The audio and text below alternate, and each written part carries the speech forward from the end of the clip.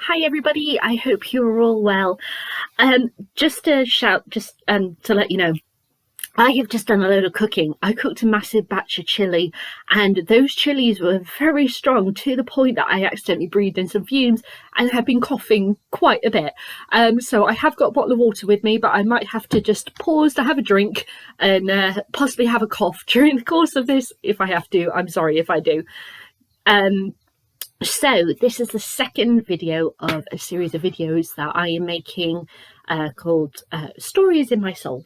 And it's stories that mean so much to me that I cannot possibly imagine seeing the books disappearing from my bookshelf. And I actually waited to make this one simply because the TV adaptation of the first book of this series got released on Disney Plus last week, and I wanted to watch that and then review it as well in the course of this video.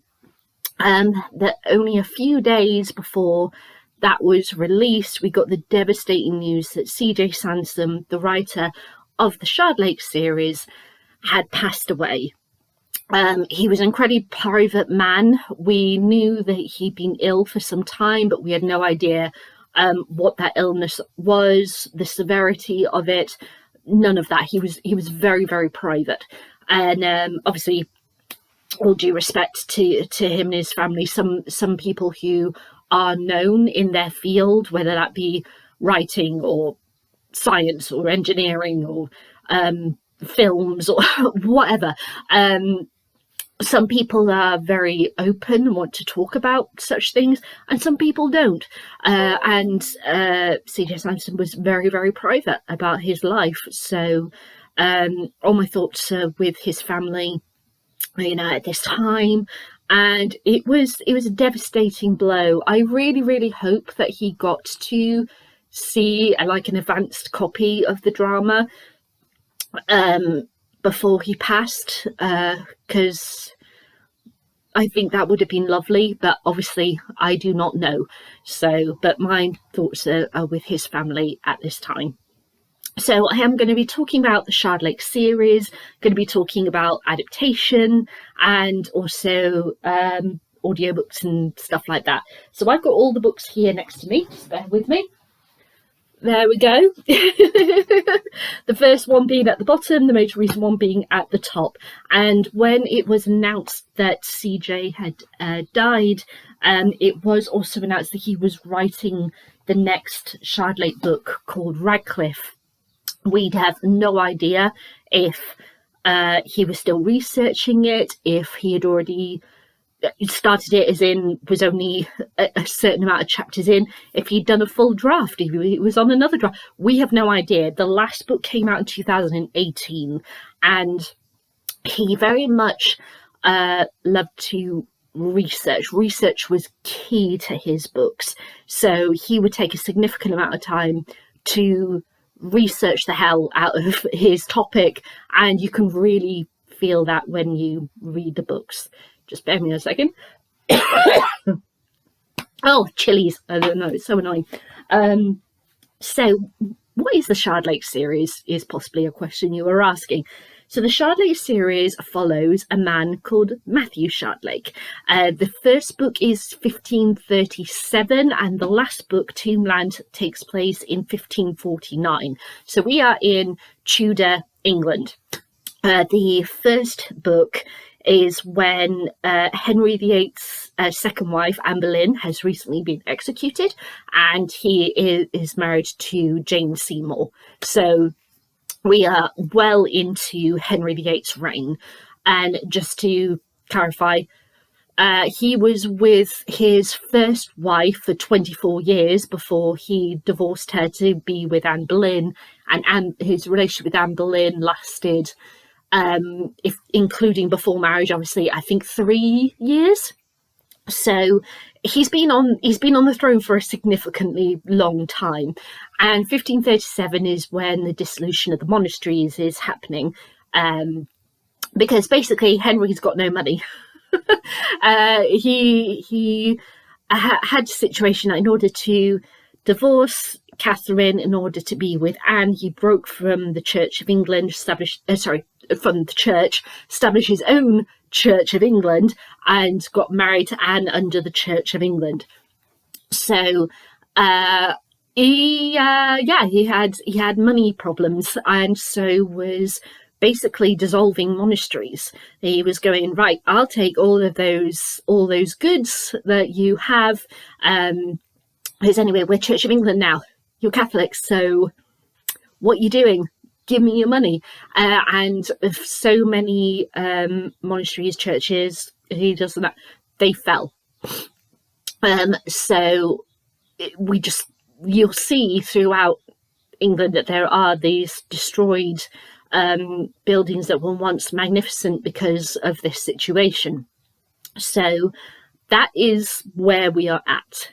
And Matthew Shardlake is slap bang caught in the middle of it. So Matthew Shardlake is a lawyer. He has a good position. He's living in London. He's good at his job, but he gets looked down upon because of his disability. Now, one thing to remember is that this time in Tudor England, if you had a disability, it was deemed a sign of the devil, basically, that you did something. It was deemed that either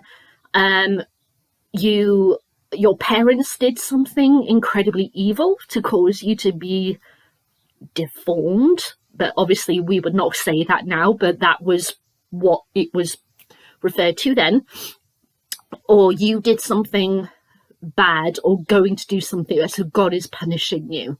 So automatically he is looked down upon because of his disability, which is to do with his back. He has what is now the archaic term of a hunchback, but that is how he is described in the book, so that's why I'm using that term, even though we would not use that term now.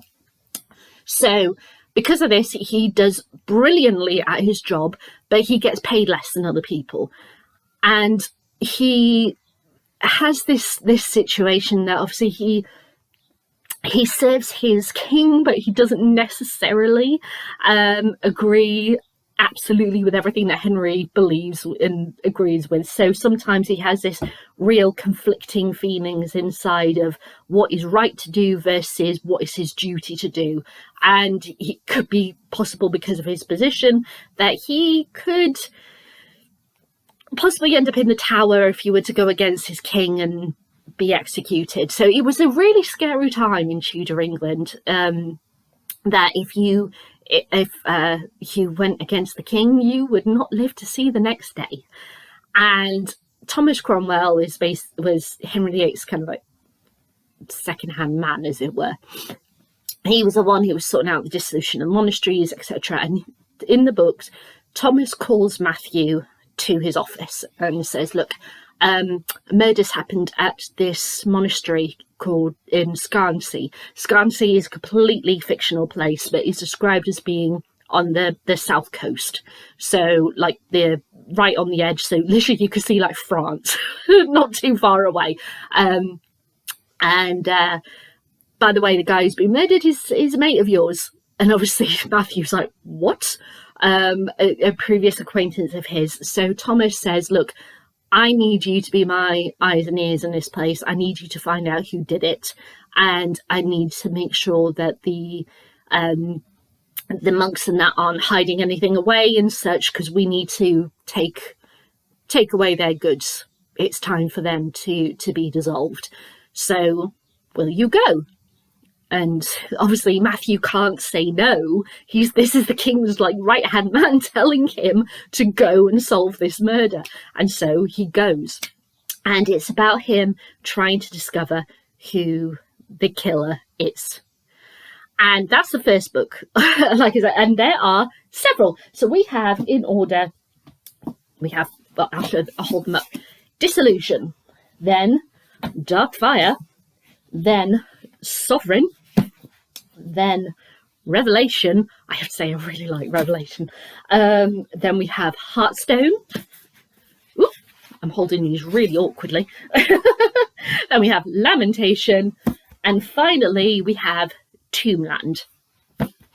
So those are the 7 books. Now obviously I'm not going to tell you the plot of every single book because I will be here for this entire video doing that. And also because of spoilers, because there are people who we meet in the first book who we don't meet again. There are also people who we meet in the first book who come with us all the way through. And there is somebody who we meet in the second book who becomes really good friends with Matthew and is in all the rest of the books as well. So if I were to go through them all, I'm going to be spoiling as I go through for people who have no idea what these stories are about. So, but each of them, Matthew's investigating a situation and he needs to figure out what the heck is going on. And there's a lot, obviously, of politics that is caught up in that, Tudor England politics. So, yeah, that's your overarching synopsis of the series. Now, how did I get introduced to Matthew Shardlake? It was on my 21st birthday.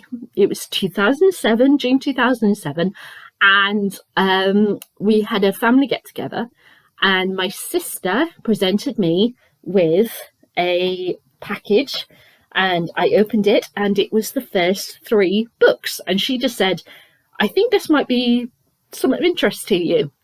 You might enjoy it, because I love the Tudor dynasty, I love a good mystery, I love atmospheric writing, all that jazz. And she went, give it a go. And there are pictures of me on my 21st birthday while everyone is sat around talking, sat at the kitchen table reading the first book. And I was hooked the moment I started reading it, and then I've collected them as they've been released. Obviously, because I am that person, It's an awkward trait I have as a book reader, that if I really fall in love with a book series or an author, I have to have all of the books in the same format in order for them to look good on my bookshelf. So a new book would be released and then I'd have to wait a year in order to then get hold of it in the paperback version. So I did that. I mean, for example, like Ken Follett's most recent, should I say, Kingsbridge book came out in October, but because I've got all of them, I love the Kingsbridge series, I have got all of them in paperback, I have to wait a year. So I have to wait until the end of August to get a hold of the book that came out in October. I know that isn't quite a year, but that's the date. I think it's the 29th of August, in order for me to get a hold of it. So, yeah. But, yeah, I got this, the first 3 books on my 21st birthday, and I just fell head over heels in love with it. Not only is it brilliantly, the whole series, not just the first 3 books that I read, the whole series, not only brilliantly researched, they give such a realist depiction of Tudor England, of life in general, for not just for royals and people who are higher up in society, but for every single level of society. It feels so organic, and the way that c.j. writes atmosphere, oh my god, incredible. For example, dissolution. We have a situation where Matthew, as mentioned, is going to a monastery on the south coast. Monasteries, they are, stone. It's cold. It's the winter. It's Tudor England winter. So this is, they don't do central heating and all that kind of thing. So you can feel the cold, the shadows of because obviously being Tudor England, it would be candlelight. So there are so many shadows that are cast, and you don't know, because the shadows are so deep and dark, if there is someone in that shadow where, in a monk's outfit with a hood up watching you. It's a perfect setting, because that thing of monasteries, churches, cathedrals, they are places for people to worship. A place where people in the past went to go for protection, went to go for medicine. They became like makeshift hospitals and such when needed. And they are a place where God, Christ, whatever you believe, whatever form that may be, is watching you. you are being watched. So having that feeling and then going, and there's a murderer amongst this place. And it is that thing of, who's that in the shadows? Is it someone in the shadows, or is it just my eye? It's a perfection a place to put a murder mystery in.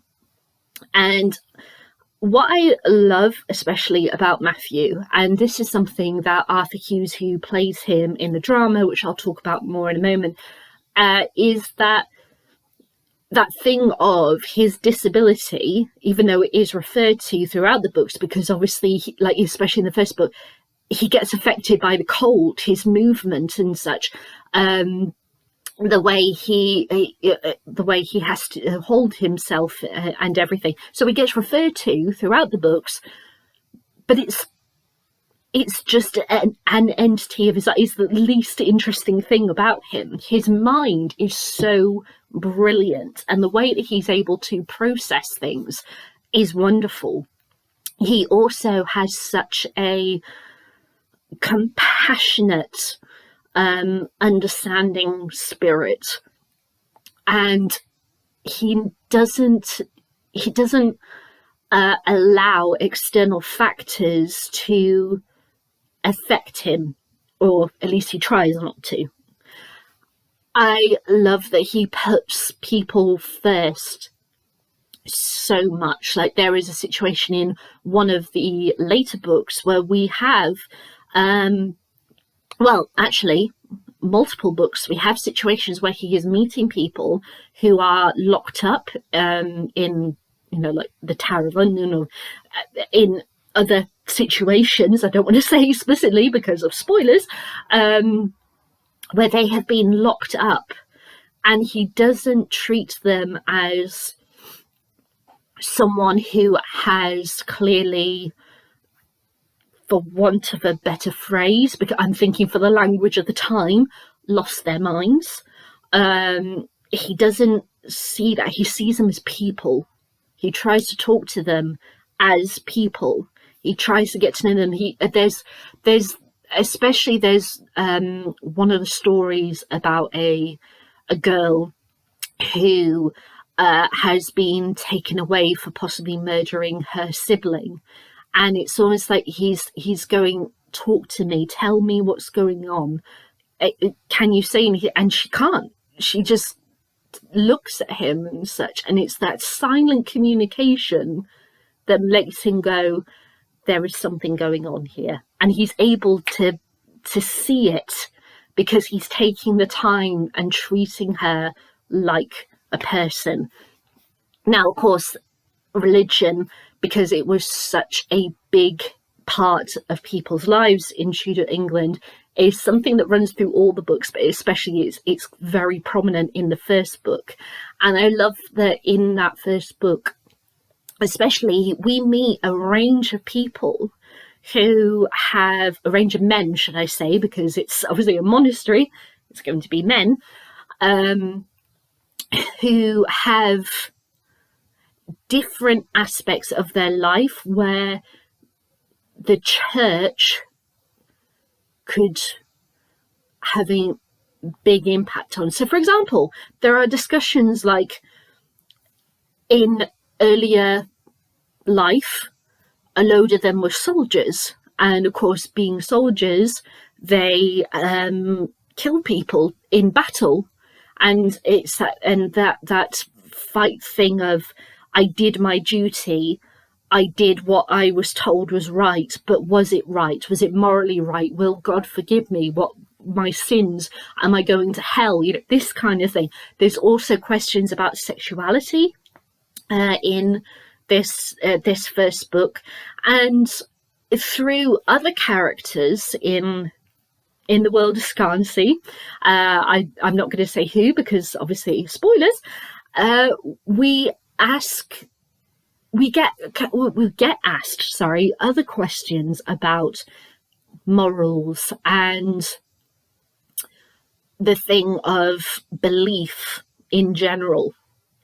And I love the fact that CJ wasn't afraid to talk about those things, because obviously now in our modern world, we have people who still are very religious. There are people who are, you could say, semi-religious, because they follow a faith, but they may not follow every single aspect about that faith. And then there are people with no religion. So having it be that he sets his books in a period where everyone followed a religion, and then asking these moral questions and these moral dilemmas in a monastery, it's brilliant that he does that. I especially love Brother Gabriel in Dissolution. I think his struggle about his sexuality is fantastically put together. He was someone who really struck a chord with, and you don't forget him. You don't forget him. Let me put it that way. Now, to get back to the rest, because I just realised, I'm talking a lot about Dissolution here. Let's talk about the rest of the series and other aspects. I really love, as mentioned, that he does a very realistic depictions of life in Tudor England, but I really also love that he does diversity in Tudor England. Now, this isn't a case of we have a modern writer who is doing diversity for the sake of diversity. This is the case of, we have got a modern writer who has researched the hell out of about diversity in Tudor England and depicted that. So, for example, we have a situation where in the first book we meet a man called Brother Guy, who becomes, in later books, Guy Moulton. He is a monk at the monastery when Matthew turns up to solve the mystery, to solve the murder that happened. And he then leaves the monastery, changes his name from Brother Guy to Guy Moulton, and opens an apothecary shop in London, and becomes really good friends with Matthew. A friendship that goes through all of the books. All the well, obviously it starts to surface in the first one, but from the second one onward, it's very, very solid. Now, Guy is a black man in the books, because using the Tudor England language, he's referred to as a Moor. So just so you're aware of that, just as there is that reference to Matthew's disability as a hunchback, even though it's a very archaic term, in these books, because of the language of the time in Tudor England, Guy is referred to as a Moor. And it's a common misconception that there were no people of colour in Tudor England, which is wrong. It's utterly wrong. The population, the amount of people who were people of colour in Tudor England, obviously much smaller than now, because it was that thing that the movement of people from country to country, continent to continent, and such, didn't happen as we have now. It was a case of, sorry, sudden chilly cough. It was a case of, you were born into your community, you lived there, you died there. Everyone knew that's the way it was. Obviously, London was a location, kind of like also other coastal places where you had more interaction of people from different places because of obviously ports and such. But yeah, the diversity range wasn't as extensive as it is now, but it did exist. And what I love is that with these books, CJ has Guy be that representation. And with Brother Guy, it's kind of like he is another version of Matthew. As I said, Matthew is someone who has a job of high status, that he is working for Thomas Cromwell, he is working for the king's second-hand man, but he is paid less and looked down upon because of his disability.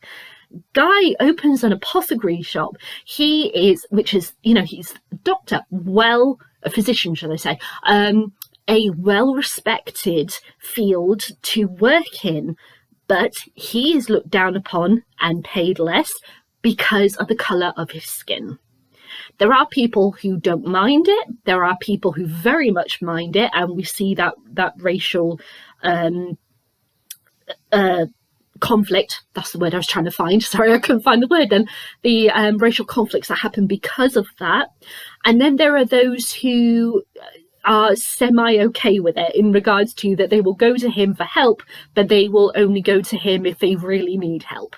So, but he's always open to help absolutely anyone, because it is his job.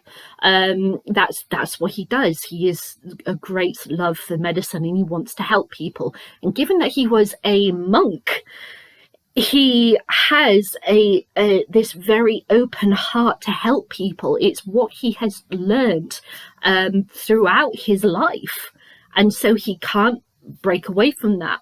So you have these two characters who have jobs of high status in Tudor England, who are looked down upon for aspects of their body that is probably the least interesting thing about them, that they have no control over. And so to have them be friends in the midst of all of these crazy things that Matthew comes across throughout the course of these books is wonderful. But also what I really respect CJ for writing about Guy is that Guy, even though he's a great friend of Matthew's, he's such a great friend that he will disagree with Matthew, he will debate politics, he will debate philosophy, he will debate religion and such. He isn't afraid to pull Matthew up about things that he is having to wrangle in that book or that period of his life. And you need a friend like that. Matthew hasn't, well, at least that we hadn't previously known, hasn't had a friend like that in his life. And the fact that Guy can understand things about Matthew in a way that no one else can, because of that thing, as mentioned, of being looked down upon because of something that you cannot possibly control. It's a wonderful support system, both for Matthew from Guy and for Guy from Matthew. So I absolutely adore their friendship. It is wonderful. It's exquisite. Other things, two other things. I love the fact that from the second book onwards, he gets his own sidekick. Now, he does technically have a sidekick in book one, but because of situations that happen in book one, we never see that sidekick again. I do not know if it's a case of that CJ wrote the first book, not anticipating necessarily be the kick-off point of a series, because of that sidekick situation. But when he came back for the second one, it's like, okay, great, I need a sidekick. And that comes in the form of Jack Barrack, and Jack then is his sidekick throughout the books. Jack is almost, you could say, the anti-Guy. Like Guy, as I said, is this really close friend of Matthew's, but then he kind of is the opposite at the same time. He likes to have fun, he likes his ladies, he likes to have a good drink and a good laugh, but when he works, and he's one of these people who can be quite terrifying in that, he's working and such, and he'll play along, go, have a laugh with me, and then in a split second he'll have his knife at your throat going, tell me what happened. He can flip like that. That doesn't mean he's a bad character, it just means he's very focused on his job, what he needs to do, etc. And in the books, also, I can't remember if I mentioned it, and if I didn't, I am mentioning it now. Matthew is 35, so in Tudor England, he is slap bang middle age. He's one of the older Tudors, as it were. Yes, we do have Tudors who live past their 60s, but there aren't many. So Matthew is now kind of in the older leagues of Tudor age. And also, let's not forget, that given all of the stuff that Matthew has been through, that he's had to endure since childhood, of being teased for his disability and such as that, and the struggles that he's had to go through, it does mean that he's almost become like an old spirit. He's a young, we would regard as young, being 35, but obviously he's proper middle age in Tudor England, but it feels like he's 60 already. Like, if you forgot that it mentioned at the beginning of the book that he's the first book, he was 35, you think you were following a 60-year-old through this mystery, honest to God. So to have this very young man in Jack Barrack who comes into his life to help out with the situation and just sticks around, it's almost like Jack is an excitable puppy, and sometimes, just as Guy has to tell Matthew off, Matthew has to tell Jack off, but it means that they get this wonderful dynamic between them that kind of reminds me of Sherlock and Watson.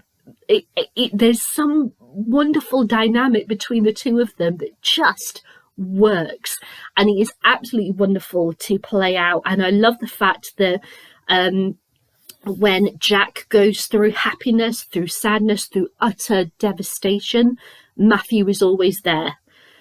He is not afraid of anything, so Matthew goes through some dark times with Jack, both Jack supporting him and him supporting Jack.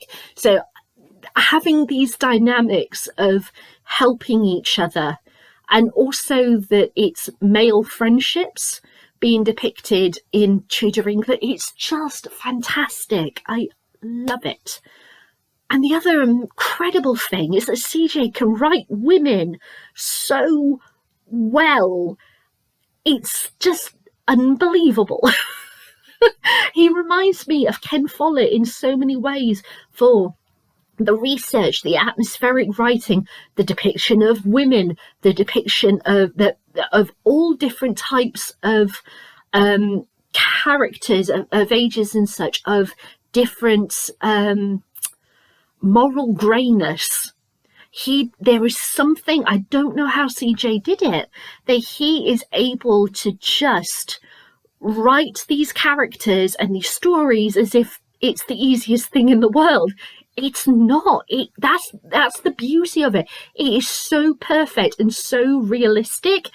It looks like it was easy to write, but it's so hard, and that shows what a genius of a writer he was. And it's such devastating loss that he is now gone.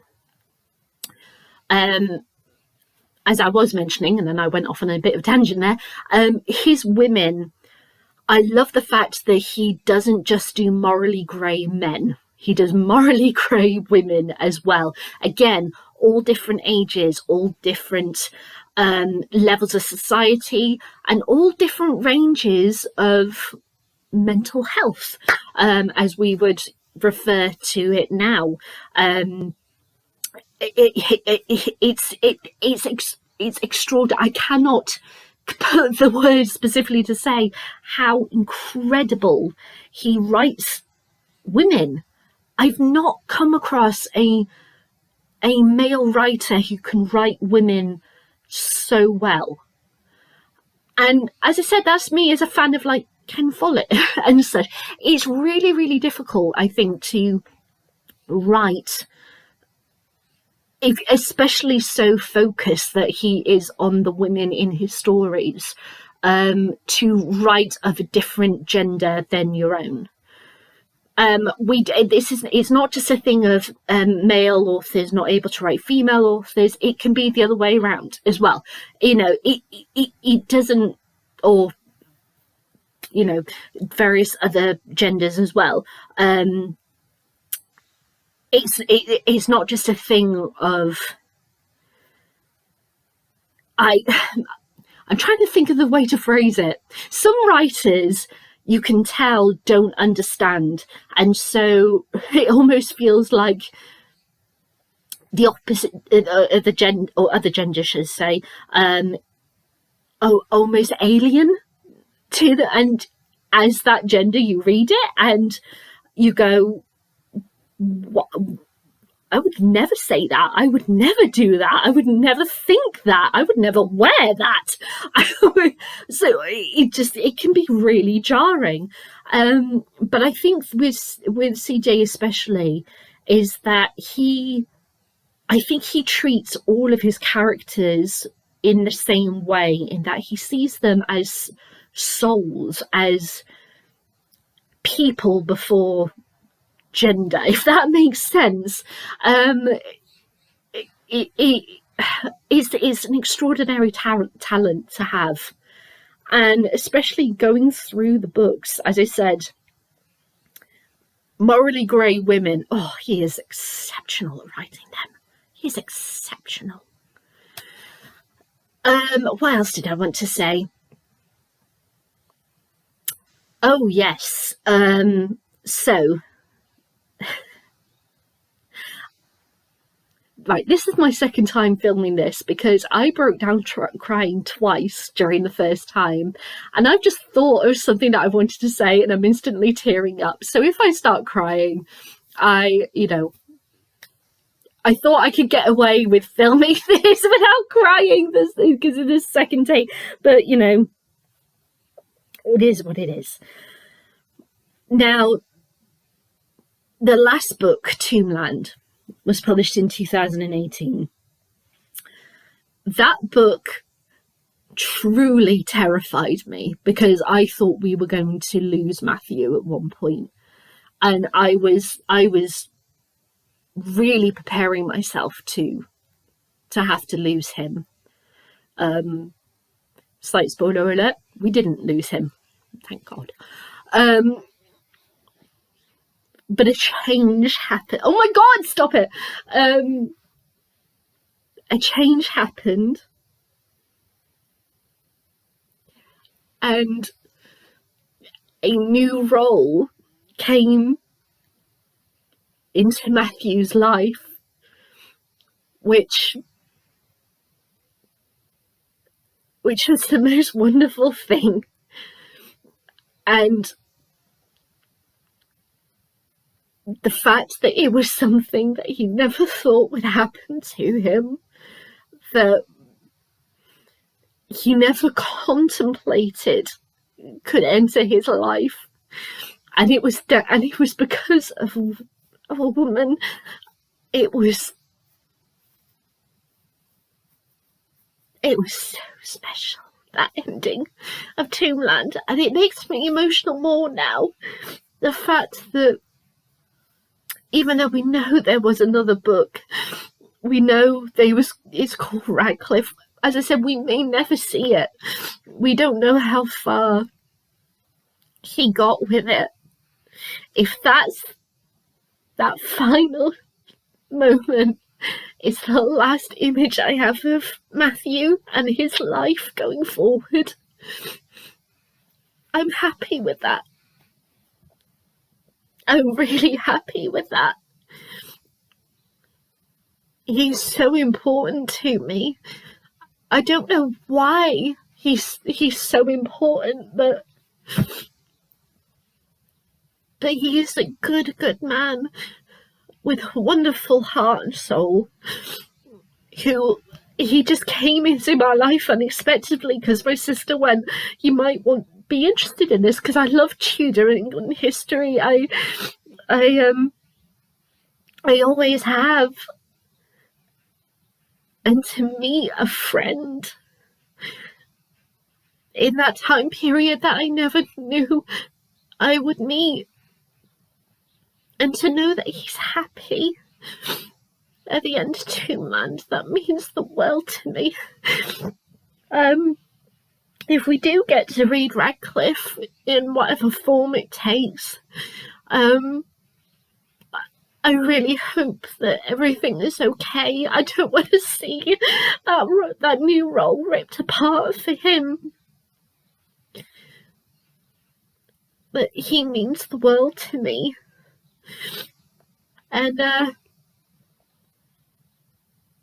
my life is the better for having these stories in it, which some people may not understand how can somebody whose fiction mean the world to you?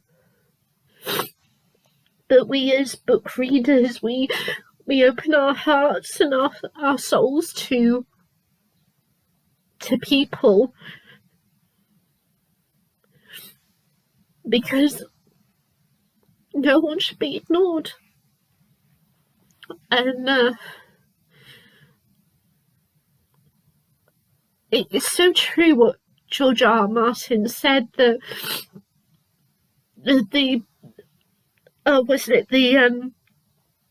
is it the saddest man in the world, or the least fortunate man in the world, or something like that, is the one who never reads, for he only lives one life, while the reader lives thousands, or to that effect. I'm probably saying it all wrong, but and it's true. And Matthew, Guy, Jack, Tamsin, Joan, the array of characters that we meet throughout Hughes' books are incredible. It saddens me that c.j. passed away like a week ago, just over a week ago. But what a legacy he left behind. And I am forever grateful that he wrote these books. Sorry, I didn't mean to cry. Oh gosh. But yeah, these stories just mean the world to me. So I would really recommend you read them.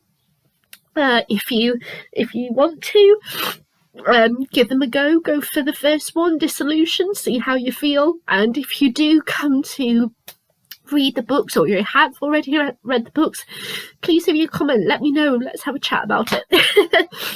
Oh god, I'm so sorry. First I'm coughing, then I'm crying, then I'm sniffing. What the hell? Now let's quickly talk about adaptations and such. Now, audiobooks, I've got the first 4 on CD. Now, this is a particular thing about me. My first audiobook experience of c.j.sansom, which I listened to after I had read the books, just to clarify, were the audiobooks read by Anton Lesser. And I got them on CD because I loved them so much. Obviously, this was back in the day before Audible.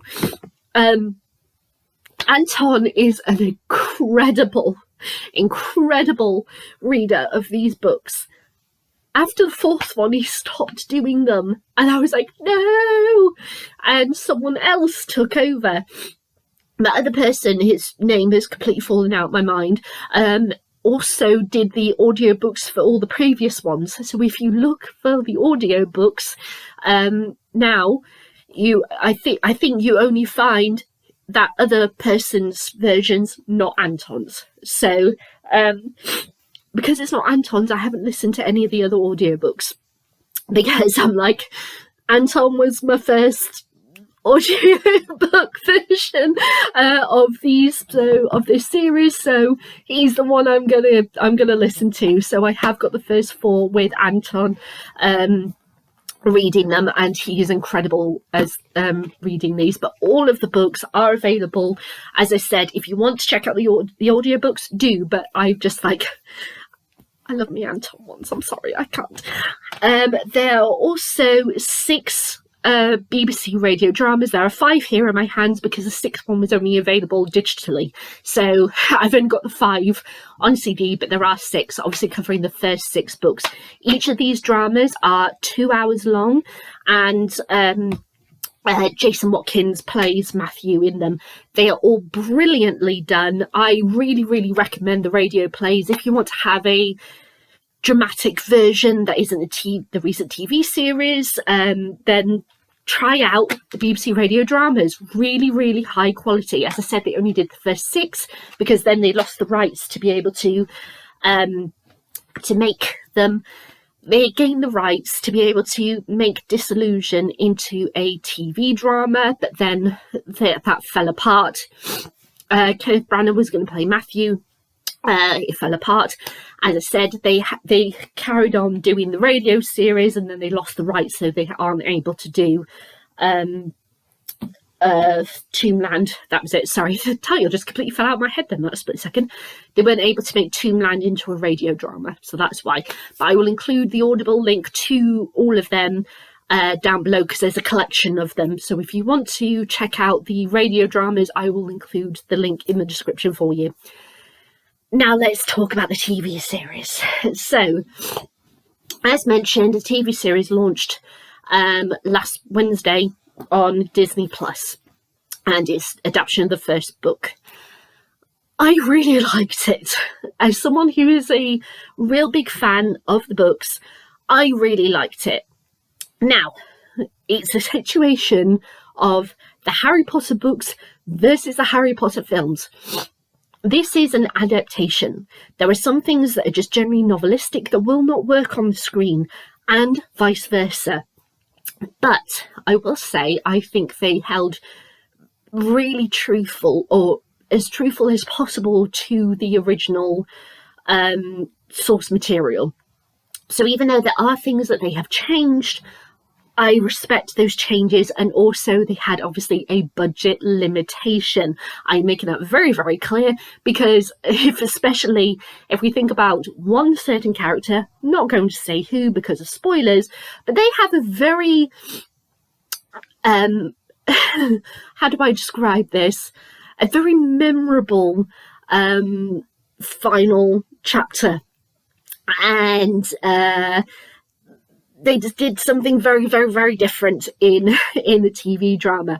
Now, budget-wise, if they did it like they did in the book, which is so fantastic, poetic, justice, karma is a bitch getting at you, God struck you down kind of situation.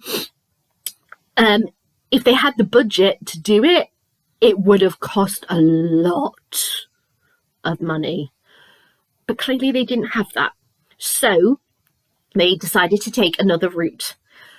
Okay, it's not like the book, but it means that the book has its own thing, its own space in my heart, its own story, thing, and then the drama is separate. Does that mean the drama is less than the book? No, it's its own thing, based around the structure of the script, the settings and such, and key thing, budget. What they did, I am happy with. I would gladly sit and watch it again. I've watched it, I think, 2 or 3 times in the past week. I would gladly watch it again, okay? But the books are the books. The adaptation is the adaptation. I like them both.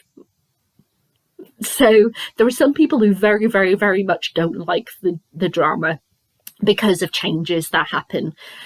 And there are some things where I go about, but I will accept it. Like, one of the key things, a little tiny irk, but it's like, okay. Right, well, I have to kind of explain one thing to explain what I'm about to say. So Jack Barrack, just so you know, as I mentioned, because the sidekick in the first book doesn't appear again, and he turns up in the second, is their second onward, they decided to put him in the first one and basically give him the personality of the original sidekick. So he is very much like a very, very excitable puppy who Matthew has to tell off a few times. But it does mean that when he comes back for the second one, well, if they make the second one, should I say, that his shift in character because of who Jack is for the second book onwards, it means that shift is kind of understandable because he's learned from the situations that happened in the first book. So that's why Jack Barrack, I'm about to refer to for the thing I was going to talk about, is in this drama. So the thing that irked me, Jack is quite a flamboyant character in this, in that he wears like golds and yellows and reds and all of this gorgeous costume, and it's like, yeah, that's nice, but that wouldn't have happened. One, his position, he's not that rich. Two, people wore clothes that they found, and they would wear them for they go like weeks of wearing clothes. I think at least a week before they changed clothes, like a clean shirt, but the outer of those they wore every day. And also that thing of, there was a lot of mud and shit and all sorts of stuff all over the place. You wore dark colours in order to cover it up.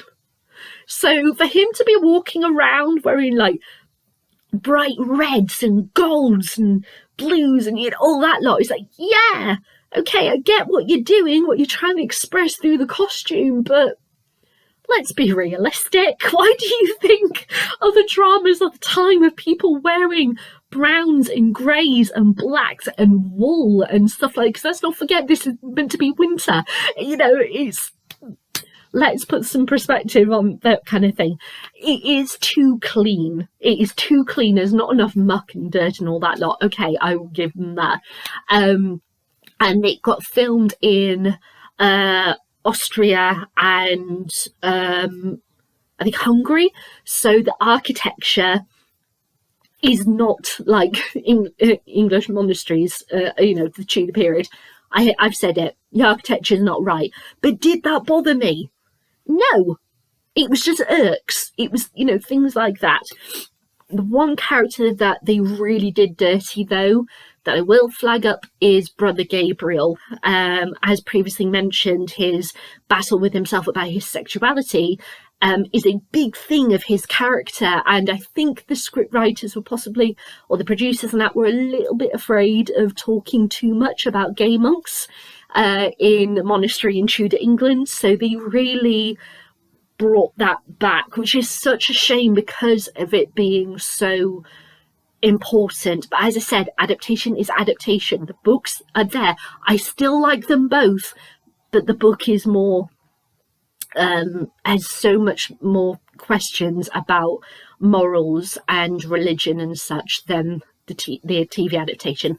Arthur Hughes, who plays Matthew, is wonderful. He himself is a disabled actor. I can't remember the name of his disability, but it affects his right arm. It's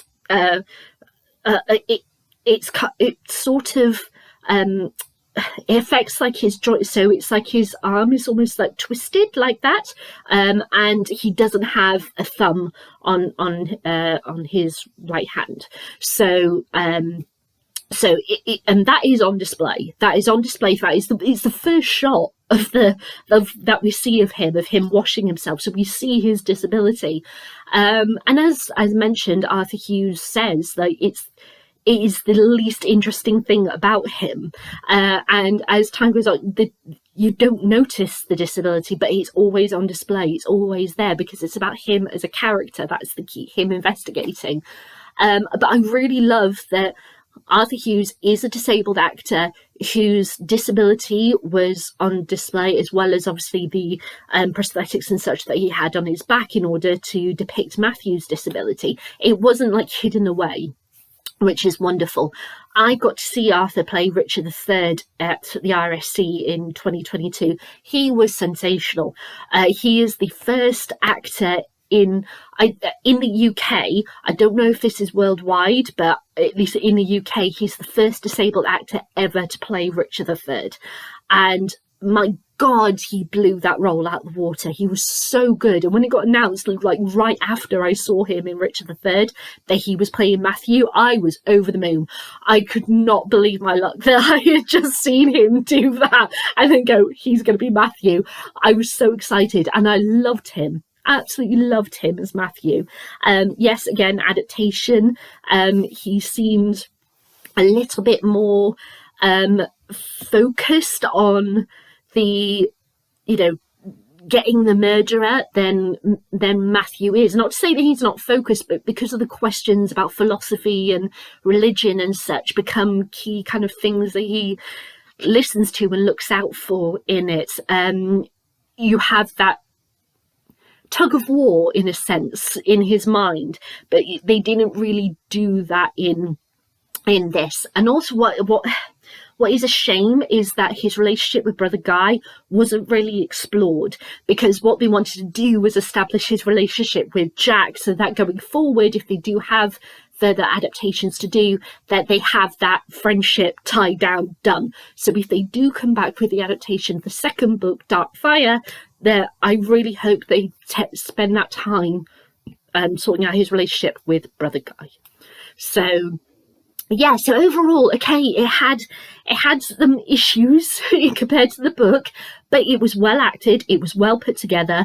I loved the cinematography. I thought it was well directed. If they just had a bit more budget, it could have been, oh, and also like a Trevor Morris Pillars of the Earth score. Oh my God, it could have been amazing. Could have been amazing, but it isn't bad.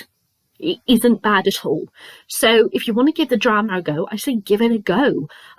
Just don't expect it to be a word-for-word adaptation of the book, but still, I really enjoy it.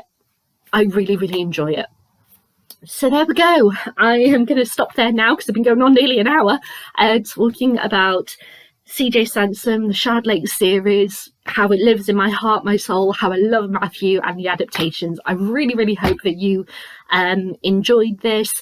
Please let me know your thoughts on this book series, if you've read it before, or if you haven't read it before, you want to possibly explore the drama. Let me know what you think of it, or explore the books. Let me know what you think. I would love to hear it. So yeah, have a good day, everyone.